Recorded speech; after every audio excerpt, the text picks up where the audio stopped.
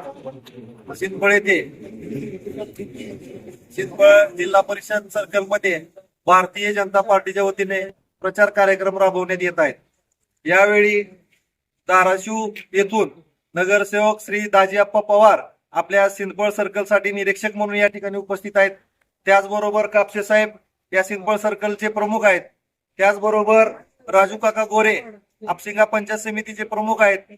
सज्जन मामा स्वतः या ठिकाणी सिंदफळ पंचायत समितीचे उमेदवार आहेत। श्री ढाले या सिंदफळ सर्कलचे उमेदवार आहेत। आमचे बंधू साठे आपसिंगा नगरीचे उपसरपंच व या सिंदफळ सर्कलचे सोशल मीडियाचे प्रमुख अभिजित लोक या ठिकाणी उपस्थित आहेत। आम्ही या सिंदफळ सर्कल मध्ये जास्तीत जास्त लोक भाजपला कसे मतदान करतील या पद्धतीने या ठिकाणी नियोजन केलेलं आहे। या निवडणुकीमध्ये अल्पसंख्याक समाज जास्तीत जास्त भाजपच्या बरोबर कसं काय येईल यासाठी आम्ही पूर्ण प्लॅनिंग केलेली आहे। प्रत्येक नागरिकांपर्यंत प्रत्येक घराघरापर्यंत जाऊन आम्ही तो मतदान भाजपकडे वर्ग करण्याचा प्रयत्न हा मोठ्या प्रमाणे या ठिकाणी करणार आहोत।